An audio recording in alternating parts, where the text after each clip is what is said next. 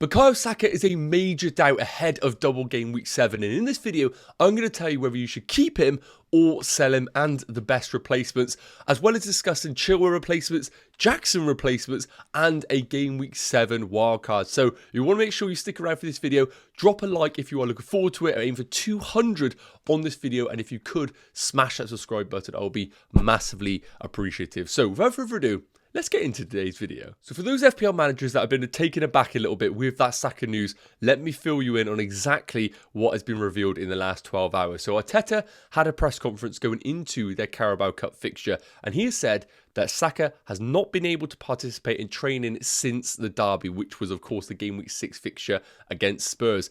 It's a possibility that he is unavailable for the Bournemouth game. So he hasn't been completely ruled out, but this isn't good news, the fact that he hasn't actually featured for Arsenal, and we're coming into Wednesday. Game is on Saturday, 3 PM, so we still have a few days where we can gain some information to find out whether Bukayo Saka will be available or not for game week 7. Now, this is the big decision right now. I think Saka is quite highly owned within the community. He's probably your only Arsenal investment in the midfield at the time if you are down that route. So I think we have a decision right now. If you're in a position where you own Saka, first and foremost, do not do anything right now. We're going to have a few days worth of information where we might have Arteta have another press conference, and in that one he might reveal whether Saka is going to be available or not. So definitely wait up until Friday. I get it, the urgency, managers won't want to be moving off to other alternatives, but for me, patience right now is by far and away the best thing that you can do, because I'm hoping we'll get some sort of information. Now, looking at the fixtures coming up, Bournemouth away is the game week 7 fixture. Then in game week 8, they have probably their toughest fixture at home against Man City, followed by Chelsea. And then they have a decent run, Sheffield United at home, Newcastle away, and Burnley at home. So I think there are a few different avenues that we can go down here.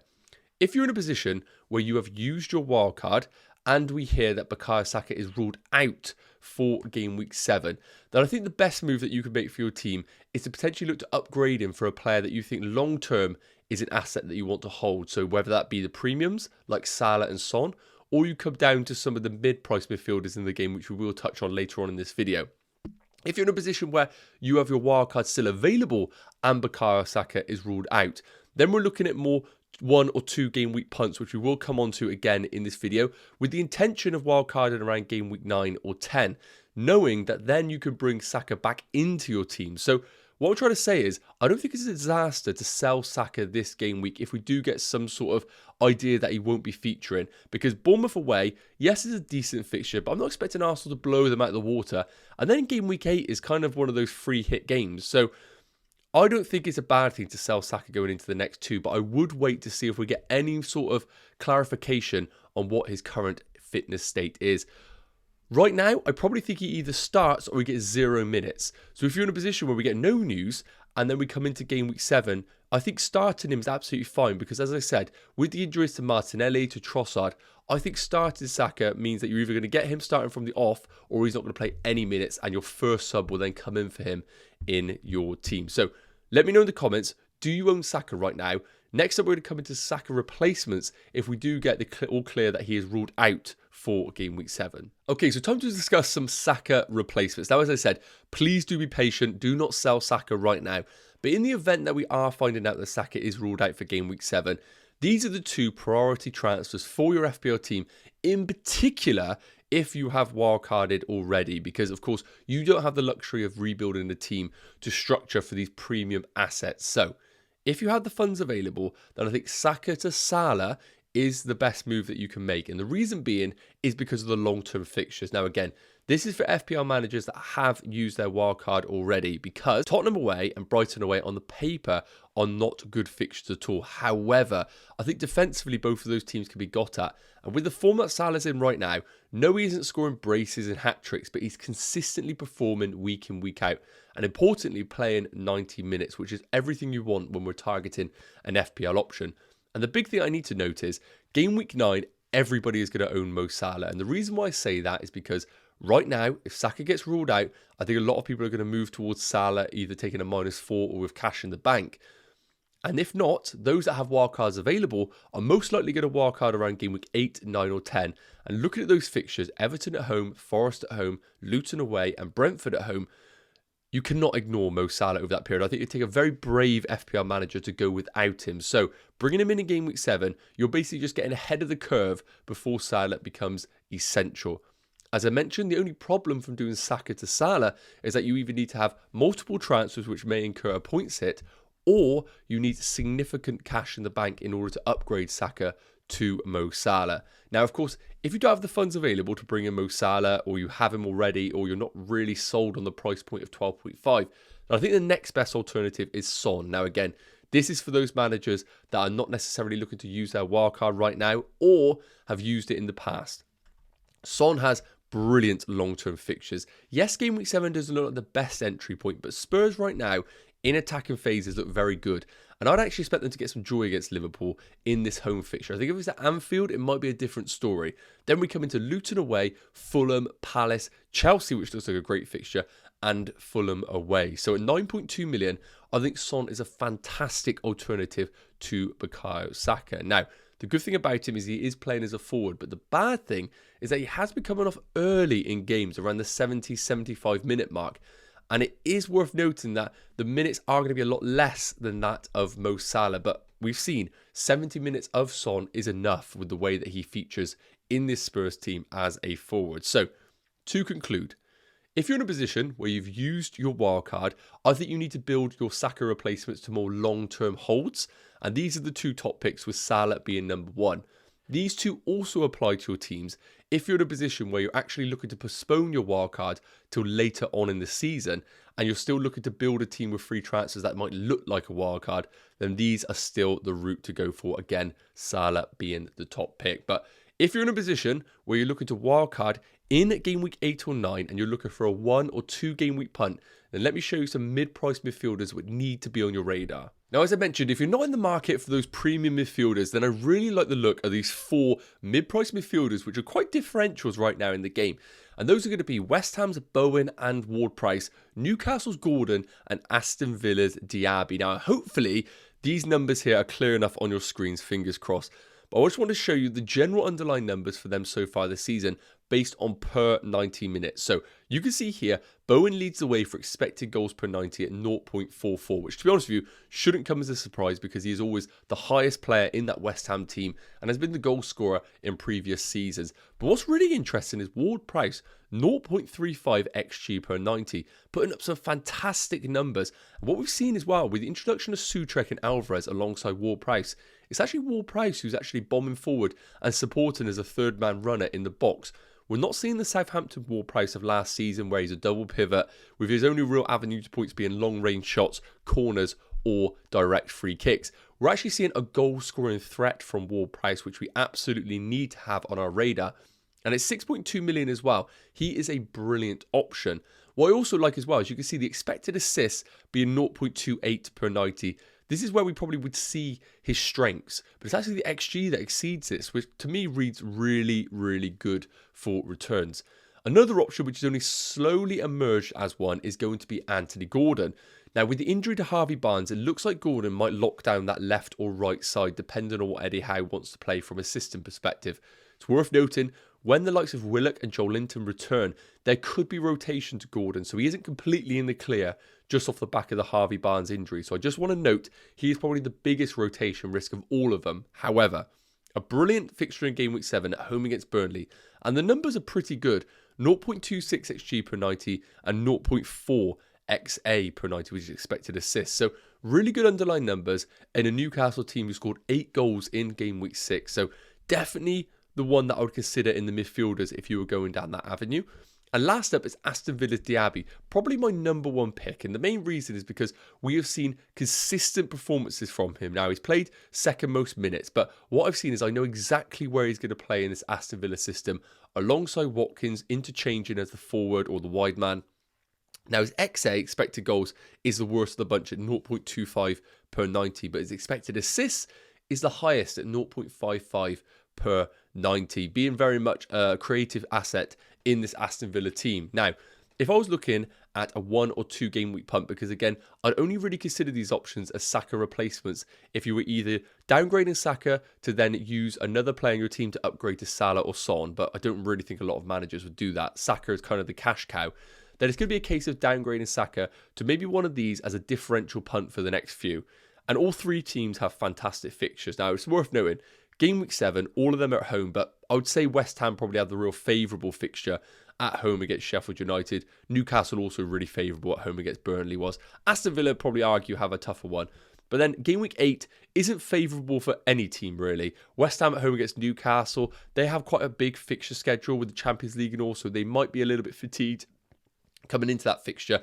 But apologies, that's West Ham. Europa League might fatigue them. Newcastle, similar might apply away against West Ham and, of course, Aston Villa. So, realistically, if I was looking for a 1 or 2 game week punt, I wouldn't go for Ward-Prowse just because I think it is a bit more difficult to time his returns, even though he is being a bit more of a box crasher midfielder. If you have the money available, I really do like Jared Bowen for game week 7 in isolation. I just think that is the real high upside pick because Gordon would probably be my last pick just because I really don't know exactly what his game time is going to be like in this Newcastle team. So short term, I think Bowen just gets a nod for me, and second place would be Diaby. But the reason why Diaby's second is because I actually think Diaby is one of those players that we really need to consider long term for our FPL teams. Because after game week 8, West Ham at home, Luton at home, Nottingham Forest away, Fulham at home. If you're not buying Diaby for the long term, you definitely need to consider it. But for a 2-week punt, I think Bowen's your man. Okay, so moving away from the chaos of Bukayo Saka, Chilwell replacements. Now, I know quite a few FPL managers held faith on Chilwell in game week 6, and unfortunately, he was benched once again, and is definitely a massive rotation risk. Pochettino's come out in a recent press conference and said how impressed he has been with Chilwell adapting to the positional changes that he's asking of him. So Chilwell is basically out and out competing as a left winger alongside Mudryk, and some would argue there are other wingers returning to this Chelsea team like Madueke, Sterling, Mudryk, as I mentioned. So I think selling Chilwell is the right thing. However, what I would say is with Gusto ruled out, if James isn't back for Chelsea, Pochettino might be looking at Chilwell as maybe the attacking fullback in this system. I know he doesn't really bomb him on, but playing the likes of Disasi at right back, Silva, I don't even know, Badashile and Colwell just doesn't really ring right with me. So I do think there is a chance Chilwell might play this weekend, but honestly, I just don't think it is worth the risk. Now, money is the big factor here because I have Trippier as the number 1 replacement at 6.6 million, but it's all about if you have them funds actually available for you, because there's no denying that he is the best option because he offers the attacking threat and also the chance creation in the system alongside playing in a fantastic team that keep clean sheets. And you can see the underlying numbers here. His XG is pretty much nothing, or it's 0 per 90, but his expected assists is 0.31 per 90. And when we look at his crosses per 90, they're around 12 per 90. They are ridiculous. So chances are going to always come for Kieran Trippier, and he is a bonus point magnet. All he basically needs is an assist, and he's right in and amongst the bonus points, which is a massive thing we need to consider when we're looking at our defenders to replace Chilwell. It's worth noting, if you're looking to buy Trippier, I would just have a little bit of caution. And the reason why I say that is because if you don't have a wild card available and you look to upgrade Chilwell to Trippier, is that going to impact future transfers for you? Because someone, speaking of experience, who owns Trippier, I'm now finding it very difficult to find a solution to bring in Salah into my team. And that's why I think Botman is a good consideration at 2 million cheaper, because that 2 million could go a long way and could be the difference between you upgrading Saka to Salah or being simply going Saka down to a cheaper midfielder. So make sure you do put a bit of thought on your replacements, because I think Botman is a brilliant alternative. Now, XG per 90 and XA per 90 are not very good, and I know he scored in game week 6, but I just wouldn't really expect him to do that week in, week out. But he's very good on the bonus, and he plays in a fantastic defensive team. So at 4.7 million, Botman is just brilliant FPL value, whereas Trippier offers that really high ceiling that we're always looking for in the game. Last up is going to be Matty Cash at 4.7 million. Now, this one is more of a mega long-term hold because I think his game time is pretty secure right now. Some argue that there might be times where Moreno plays on the left and they look to shore up the right-hand side. But until I actually see that, I'm not going to stress about the Matty Cash game time. If I was wildcarding right now, I absolutely would have Matty Cash in my team. The reason why I'm favouring more the Newcastle defenders is just because of the general ownership in the game right now. If you go without a Newcastle defender and they do keep a clean sheet in game week 7, that is going to be detrimental for your FPL rank. But if you're currently sat there with a Botman and you're looking to replace Chilwell and you're not really favouring the double Newcastle defence or upgrading to someone like a Trippier, then Cash is the number one replacement. Looking at the XG per 90, 0.36, ridiculous numbers, not really offering anything from a chance creation perspective, but if we could buy the defender that's scoring every other game week, then that is happy days in my eyes. So, to conclude, Chilwell replacements, Trippier number one, but be cautious about the price you have to pay for him and what it does to the rest of your team. Botman, the best value Newcastle defender, and Cash, a brilliant long-term hold. Now, sticking on the subject of Chelsea, I really do empathise with those managers that kept Nicholas Jackson for one more game week. For those that don't know, he got his 5th yellow card in 6 league games and is now banned for game week 7. Only for one game, but that is enough to justify him being an essential transfer out of your FPL teams. It is just a lock that you need to sell him because at 7 million, there is so much that you could do with that money. You don't have the luxury to simply bench him for one game week unless you have a very, very niche, specific transfer strategy in mind that require you rolling your transfer to then use him as a cash cow in game week 8. But that is a very, very specific situation. So I've brought up 3 alternatives here and I haven't really ranked them because they're all going to depend on the situation that you're currently in. Notable mention, Watkins. Absolutely, Watkins should be on this list. He is more of a mega long-term hold. I think Watkins is one of those players that is just going to offer you, I would argue, guaranteed minutes, not on penalties, which is the reason why he isn't really featuring on this list. But Aston Villa's fixtures for the next 8 are amazing. So what I would say is, if you're just looking to have a player that's set and forget, he is 7.9 million, he's a little bit more expensive. I think Watkins probably is the route to go for. Now, Morris is first up as a Jackson replacement. This is for those managers that are maybe guaranteed wildcard in the game week 8 or 9. I really like Morris as a 1 game week punt. He doubles in game week 7 away against Everton and at home against Burnley. And as I mentioned, he's a great option for those that are planning a wildcard in 8 or 9. The reason why I say that is because I don't like the idea of doing Jackson to Morris, then coming into game week 8, seeing him in your team and being like, I got to sell him, because you are basically putting all your eggs in one basket on him doing well in game week 7, which of course is a double. Whereas if you have the wildcard available, you might be doing Morris for game week 7, wildcard game week 8. Then I do not mind that strategy at all. And if that is your case, Morris should be the number 1 pick because I know it's a Luton forward. However, he has a double. And looking at the other options available, we know that he'll probably play, I'm going to argue, 150 minutes to 160 minutes over that double game week. And importantly, is on penalties. Now, his XG non-penalty is only 0.16 per 90, which isn't good reading, but his XG per 90 is 0.4 when we take into equate penalties.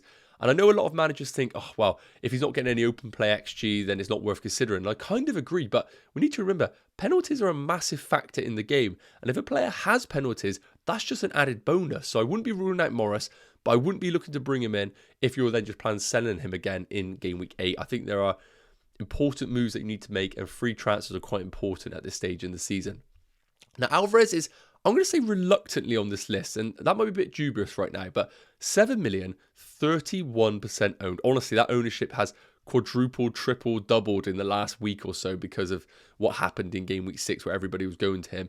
Now, he started every league match for Man City, played like 90 minutes in each, apart from last week where Rodgers' red card impacted his game time. I would not be worried about that. 5.2 expected FPL points per 90 isn't amazing, and it's worth noting his XG is nowhere near other forwards in the game, especially like Darwin, Haaland, even Nicholas Jackson. And what I would argue is the fixtures coming up for Man City are not the best long term. They have, of course, Wolves away in game week 7, but then they have Arsenal in game week 8. And I do get the argument of maybe moving away from Alvarez, not selling him, but if you have Jackson, maybe being one of those FPL managers that looks at it and thinks, he's highly owned, I'm going to swing against Julian Alvarez because I like him because he is so highly owned in the community.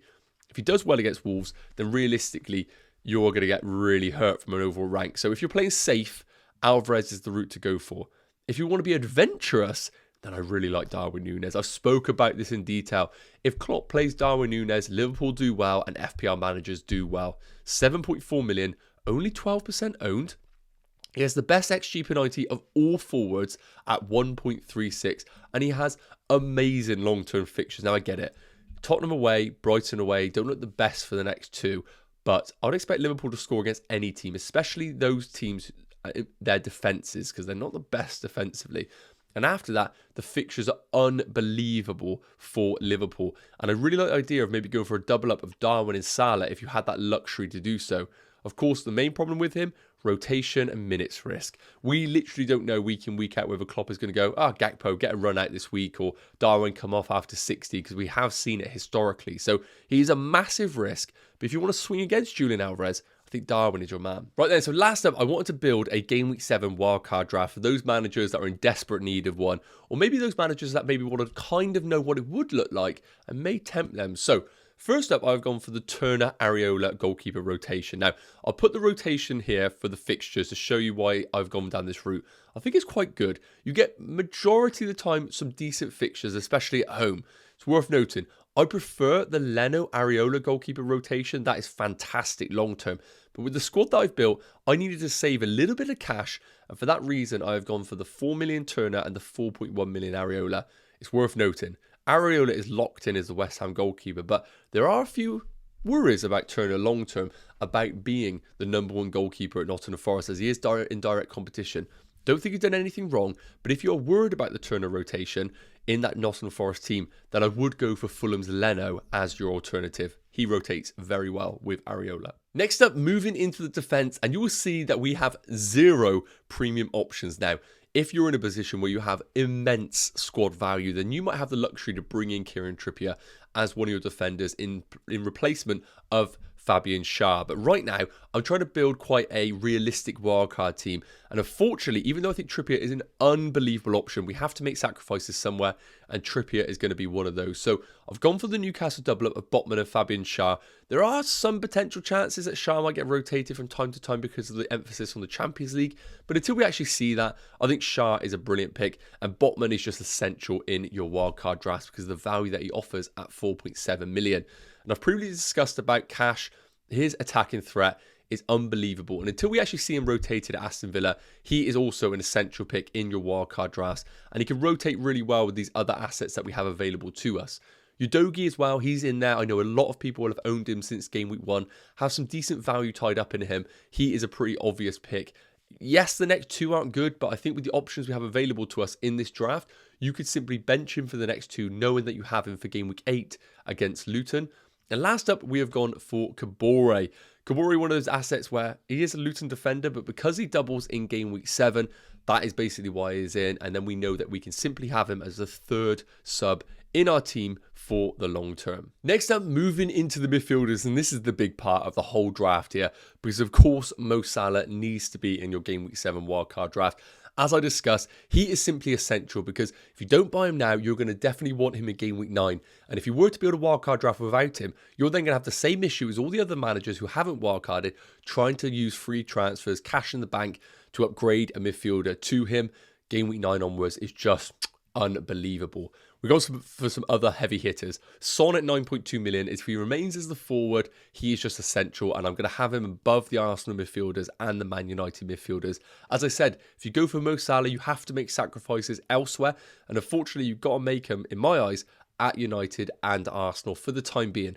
It doesn't mean that come Game Week 10, we can't do Son to Saka or Maddison to Martinelli as an example. But as he's playing as a forward, he is just locked in. And Maddison, a slight injury risk going into Game Week 7, but it sounds like he'd be okay. And I've just got him in because we saw in Game Week 6, he is the heart of everything good at Spurs. So I think he's a brilliant long-term pick. Bowen, as I mentioned, an amazing differential over the next 2 game weeks. I really like him for Game Week 7 in isolation as well. And he's at a good price point where we can move to different directions if you need to later down the line. It's worth noting, if you're really scared of the Mbeumo ownership, Bowen to Mbeumo is a perfectly fine alternative. But I like swinging against Mbeumo right now. And last up, Diaby at 6.6. If I'm building a wildcard, I want long-term players, and he is the epitome of that in that Aston Villa team. And last up, the forwards. Now, I have a slight bone to pick with this forward line because I think Archer is locked in at 4.5 million. Just keep him in your team long-term. Probably won't do much, but you know he starts for Sheffield United, and Haaland is a lock. But I've gone for Alvarez at 7 million, but as you saw in the previous few slides, I'm not as bullish on Alvarez as others. Yes, I think his game time is going to be good. Yes, he is doing well for the team, but I feel like it's just a little bit, I don't know, template-y. And I am very template manager, but I do feel like if I had the money available, I would almost want to go for Darwin Núñez and just really go for some upside chasing in the next few game weeks. But I get it. 31% ownership. If he does well in game week 7 and you don't own him, it is going to be massive for your rank. And probably if you are building a wildcard, it probably is sensible to know that the combination of players that you have is the differential in itself. And maybe just having those few template players is just a necessity for now. So Alvarez is in, but honestly, I think you could go elsewhere if you really want to. It's wildcard team. So that is the Game Week 7 wildcard draft. Let me know your thoughts in the comments. Who is missing in this team? I think it's quite well balanced. Yes, guys, okay, that's going to wrap up today's Game Week 7 preview video. I really hope it has provided some value and given you a little bit of an idea on what to do with your transfers going into this weekend. I just want to say a massive shout out for those that have voted me for the FCA Awards. I'm now a finalist in that for the best of fantasy football in video. If you want to vote for me, link is in the bio. But honestly, it is going to be like voting for UK and Eurovision. There are some big boys in there, and I don't think I'll get any sort of recognition. But the reason why I'm saying that is because if you have other content creators that you love, make sure you do vote for them in the vote below. Have an amazing day. Make sure you do drop a like and subscribe to the channel, and I'll see you in the next one. Take care. Cheers.